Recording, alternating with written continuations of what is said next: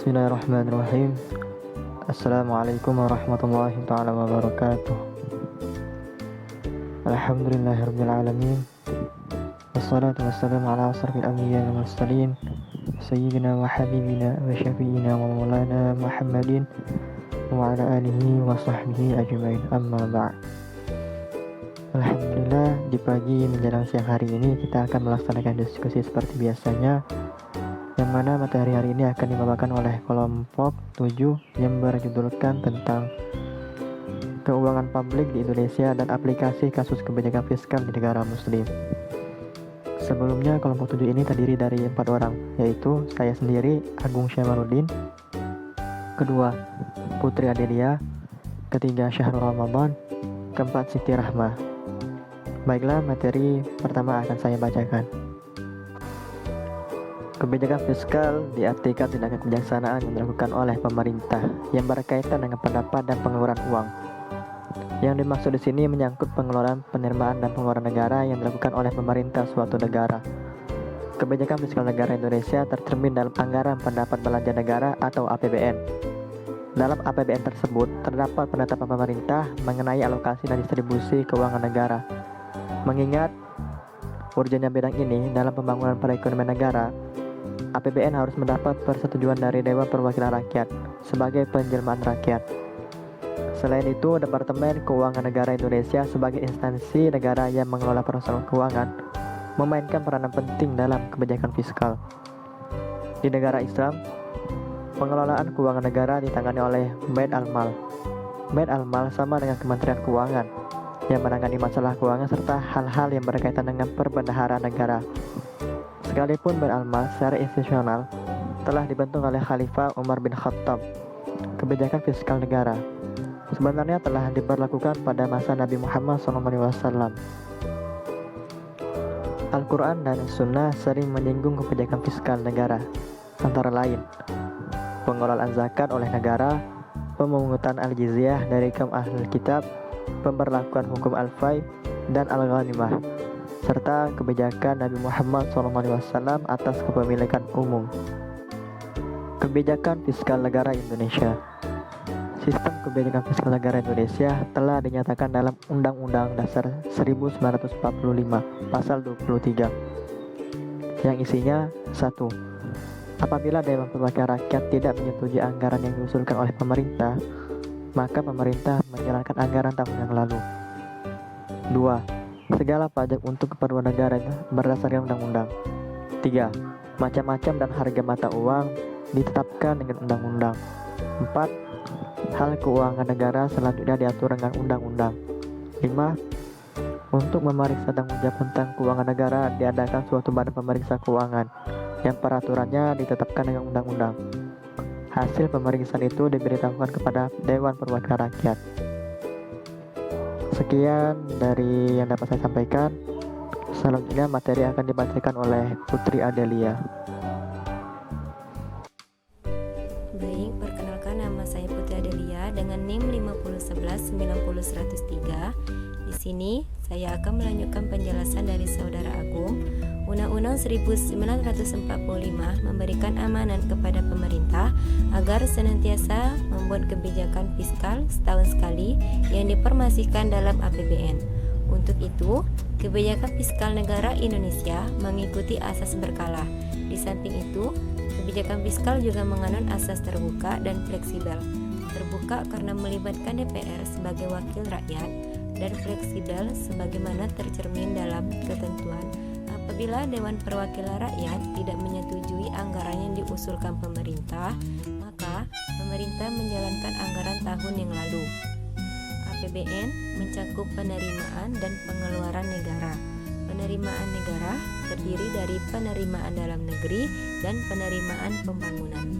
Penerimaan dalam negeri terbagi juga atas penerimaan dari minyak bumi dan gas alam atau migas, dan penerimaan di luar minyak bumi dan gas alam seperti penerimaan pajak, baik langsung maupun tidak langsung, dan penerimaan bukan pajak. Supermuko menyebutkan 9 sumber penerimaan negara antara lain pajak, retribusi, keuntungan dari berbagai perusahaan negara, denda dan perampasan yang dijalankan pemerintah, sumbangan masyarakat untuk berbagai jasa diberikan oleh pemerintah, percetakan uang kertas, hasil dari undian negara, pinjaman dari luar negeri maupun dalam negeri, dan hibah. Pengklasifikasian penerimaan migas dan non-migas menunjukkan adanya ketergantungan keuangan negara pada kekayaan alam. Padahal, kekayaan alam itu terbatas dan dapat habis. Ketergantungan berisiko tinggi, terutama jika ada tekanan atas harga minyak tanah dari dunia internasional. Peristiwa tersebut pernah dialami oleh pemerintah Indonesia atau Orde Baru, sehingga memaksakan dilakukannya deregulasi perpajakan. Untuk itu, pemerintah harus menggalakkan sumber penerimaan di luar migas.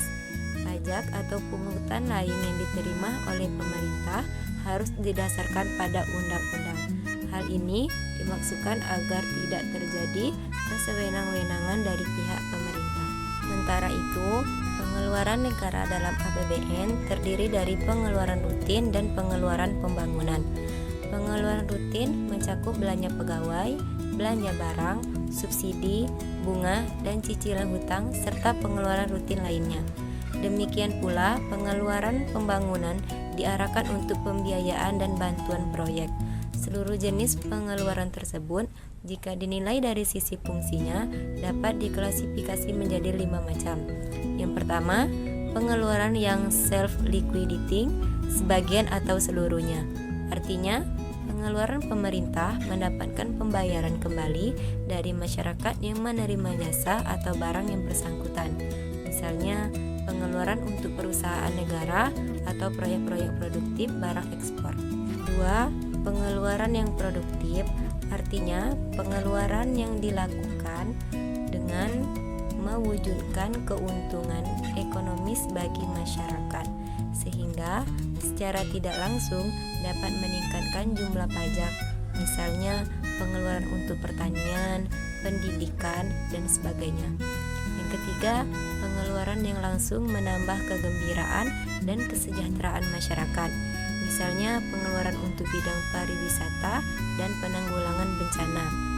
Yang keempat, pengeluaran yang merupakan pemborosan, misalnya pengeluaran untuk biaya perang. Dan yang kelima, pengeluaran yang merupakan penghematan di masa mendatang, misalnya pengeluaran untuk membuka lapangan pekerja. Selanjutnya yang B, kebijakan fiskal negara muslim. Ketika Nabi Shallallahu Alaihi Wasallam berhasil membangun sebuah negara di Madinah, nas Al-Quran dan As-Sunnah mulai menyinggung kebijakan fiskal. Ada 7 sumber penerimaan negara pada masa Nabi Shallallahu Alaihi Wasallam. Yang pertama, zakat yang dipungut dari umat Islam yang mampu. Kemampuan diukur menurut takaran harta yang wajib dizakatkan atau nisab.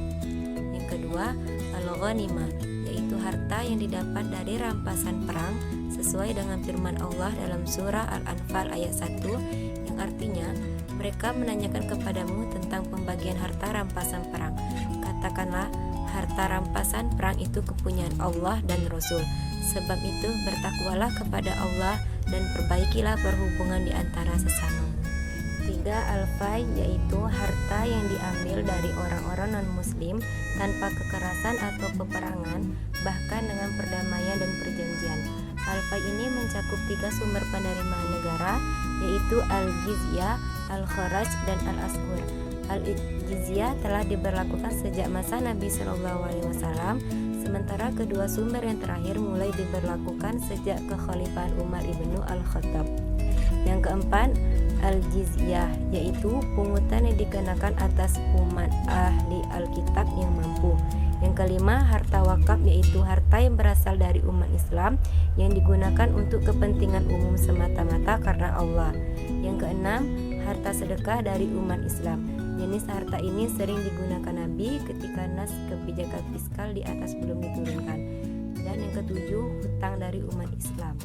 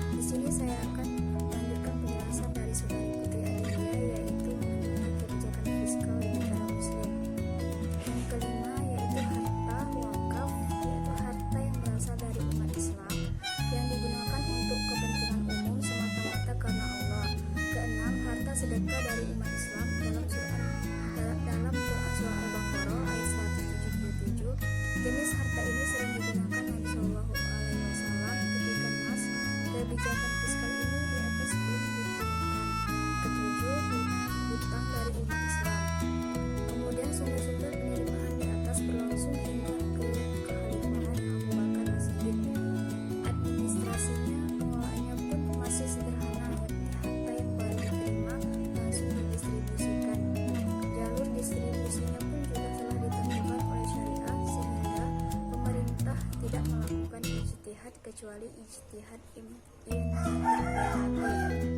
yaitu menafsirkan nas tersebut sesuai dengan kebijakan harta.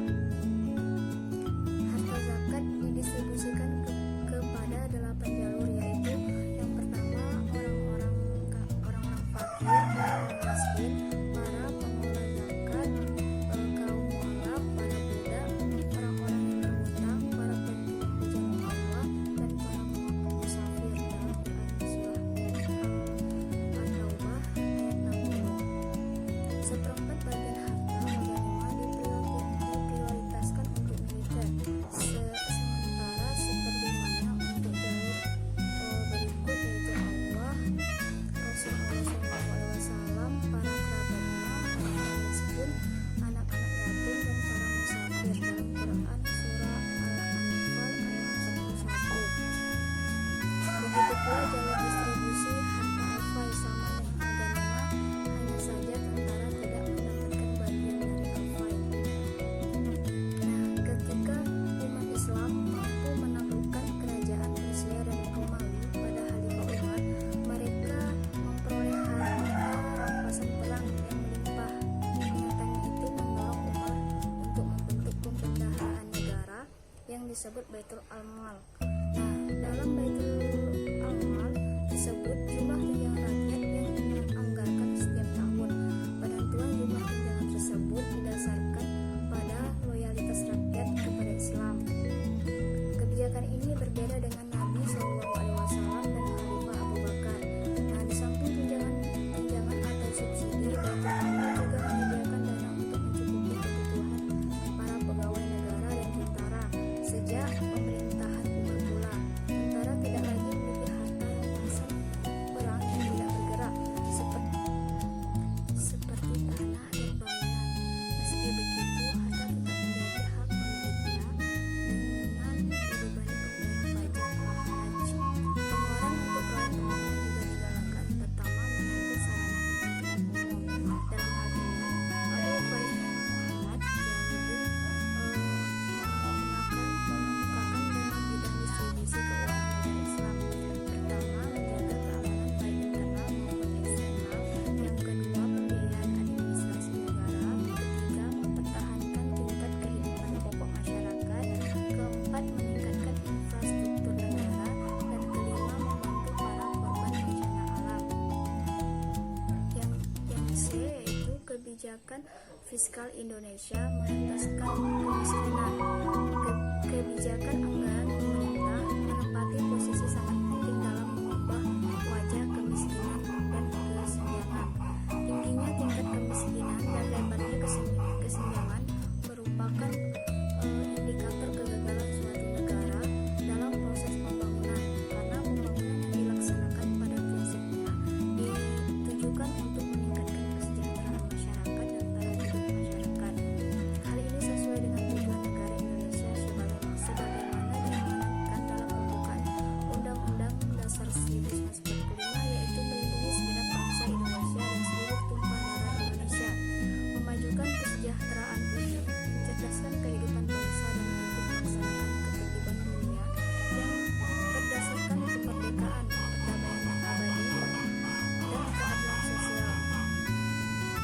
Kesejahteraan rakyat dapat ditingkatkan kalau kemiskinan dapat dikurangi, sehingga untuk meningkatkan kesejahteraan rakyat dapat dilakukan melalui upaya penanggulangan kemiskinan yang dilakukan pemerintah secara terprogram dimulai sejak Orde Baru dengan meluncurkan program Pelita 1, Pelita 5, dan Pelita 6 diluncurkan sebagai program khusus, yaitu program Impres Desa Tertinggi atau IDT.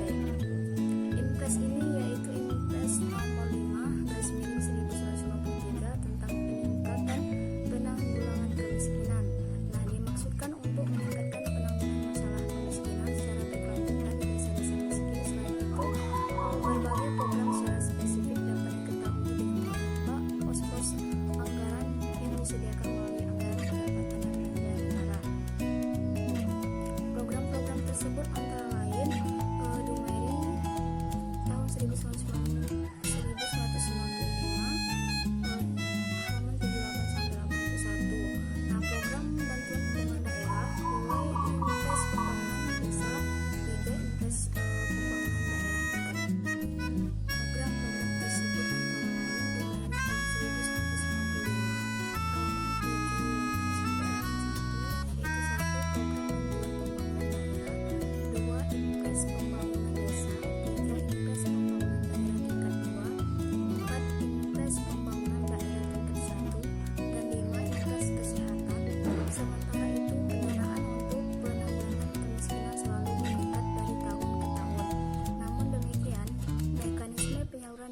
tersebut masih tersebar di berbagai departemen atau lembaga pemerintah non-departemen. Implikasinya adalah dalam pelaksanaan seringkali keterkaitan antar program penanggulangan kemiskinan di pusat maupun daerah belum optimal. Selain itu, berdasarkan porsi anggaran penanggulangan kemiskinan yang disediakan pada APBD secara umum masih belum memadai, yaitu rata-rata berkisar 8-12% dari total APBD Provinsi PKPK tahun 2006. Dengan demikian, masalah pendanaan menjadi salah satu kendala dalam program penanggulangan kemiskinan di daerah. Di samping itu, berbagai upaya pemerintah dalam pelaksanaan kebijakan untuk penanggulangan kemiskinan dan pengangguran saat ini dilakukan dengan berbagai upaya-upaya, di antaranya satu, menaikkan anggaran untuk program-program yang berkaitan langsung maupun tidak langsung dengan penanggulangan kemiskinan dan pengangguran, dilaksanakan dengan pemberdayaan berbasis komunitas dan kegiatan padat karya. Yang kedua, mendorong APBD provinsi, kabupaten dan kota pada tahun-tahun selanjutnya untuk meningkatkan anggaran bagi penanggulangan kemiskinan dan perluasan lapangan kerja. Yang ketiga yaitu tetap mempertahankan program lama seperti Raskin, BOS asuransi miskin dan sebagainya. Yang keempat yaitu akselerasi pertumbuhan ekonomi dan stabilitas harga, khususnya harga beras. Dan kemudian ada pun langkah konkret pemerintah dalam mengatasi kemiskinan dan pengangguran dijabarkan dalam berbagai program yang diharapkan menjadi instrumen utama kegiatan tersebut. Berbagai program yang dilaksanakan diantaranya satu, program nasional pemberdayaan masyarakat mandiri PNPM Mandiri merupakan ekspansi dan integrasi program-program penanggulangan kemiskinan. Yang kedua, program pengembangan bahan bakar nabati BBN. Program ini dimaksudkan untuk mendorong kemandirian penyediaan energi terbarukan dengan menumbuhkan desa mandiri energi. Yang ketiga, program keluarga harapan PKH berupa bantuan khusus untuk pendidikan dan kesehatan. Yang keempat, program pemerintah lain yang bertujuan meningkatkan akses masyarakat miskin kepada sumber permodalan usaha mikro dan kecil, listrik pedesaan, sertifikasi tanah, kredit mikro dan lain-lain. Nah, pada tahun 2008 lalu sebagai Baik, saya Syahrul Ramadan NIM 5011982. Di sini saya akan melanjutkan penjelasan dari Siti Rahma. Pada tahun 2009 dirumuskan 7 fokus dari alokasi anggaran negara mendukung pelaksanaan tema pembangunan 2009, yaitu peningkatan kesejahteraan rakyat dan pengurangan kemiskinan. Mendukung sasaran pembangunan tahun 2009, yaitu mencapai pertumbuhan ekonomi sebesar 6%. Menurun tingkat kemiskinan menjadi 12% sampai 14%. Menurunkan tingkat pengangguran menjadi 7,0% sampai 8,0%. Mendukung prioritas RKP tahun 2009, peningkatan pelayanan dasar dan pembangunan perdesaan. Percepatan pertumbuhan yang berkualitas dengan memperkuat daya tahan ekonomi yang didukung oleh pembangunan pertanian, infrastruktur, dan energi. Peningkatan upaya anti korupsi, reformasi birokrasi, serta penempatan demokrasi, pertahanan, dan keamanan dalam negeri. Sedangkan arah kebijakan belanja negara pada tahun 2010 sampai 2014 yaitu mendukung pembiayaan prioritas pembangunan tahun 2010 sampai 2014 guna meningkatkan pertumbuhan ekonomi, mengurangi pengangguran, dan mengurangi kemiskinan. Selain itu, mendukung 11 program prioritas pembangunan nasional jangka menengah antara lain reformasi birokrasi dan tata kelola pendidikan, kesehatan, penanggulangan kemiskinan, ketahanan pangan, infrastruktur, iklim, investasi, dan usaha. Energi, lingkungan hidup, dan pengelolaan bencana, pembangunan daerah tertinggal, terdepan, terluar, pasca konflik kebudayaan, kreativitas, dan inovasi teknologi. Selain itu, Menteri Perencanaan Pembangunan Nasional atau PNN, Kepala Bappenas Armida S. Ali Jahbana mengatakan, anggaran untuk penanggulangan kemiskinan dalam kurun waktu 2010 sampai 2014 adalah sebesar 270 triliun. Menurutnya, pemerintah juga telah membuat kebijakan dan program penanggulangan kemiskinan yang terdiri dari 3 klaster. Pada klaster yang pertama, yaitu klaster bantuan dan perlindungan sosial.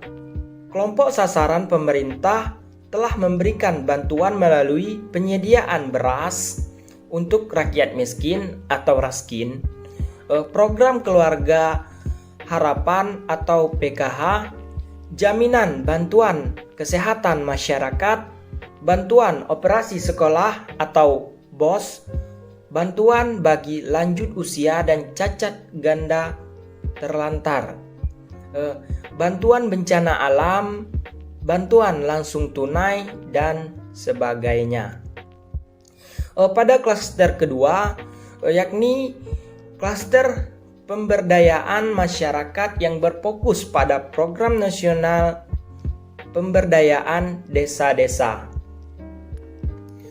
Selanjutnya itu pada klaster ketiga, yakni klaster pemberdayaan usaha mikro dan kecil serta perbaikan iklim berusaha dan menyediakan kredit usaha rakyat atau KUR. Pemerintah telah meningkatkan pemberdayaan usaha mikro kecil dan menengah atau UMKM, termasuk perbaikan iklim berusaha dan menyediakan kredit usaha rakyat atau KUR. Kemiskinan adalah multi sektor problem yang membutuhkan upaya penanganan lintas sektoral sehingga koordinasi perlu ditingkatkan. Jadi kesimpulannya adalah kebijakan fiskal dalam Islam bersifat lentur dan terbuka terhadap ijtihad nas-nas terkait dengan kebijakan fiskal tidak terlepas dari keadaan sosial historis masyarakat Islam awal. Penafsirannya harus menggunakan pendekatan konstekstual, arah dan tujuan kebijakan fiskal yang dinyatakan oleh nas harus menjadi parameter atas kebijakan fiskal setiap negara meskipun model dan mekanismenya berbeda-beda. Sekian dari saya. Terima kasih. Wassalamualaikum warahmatullahi wabarakatuh.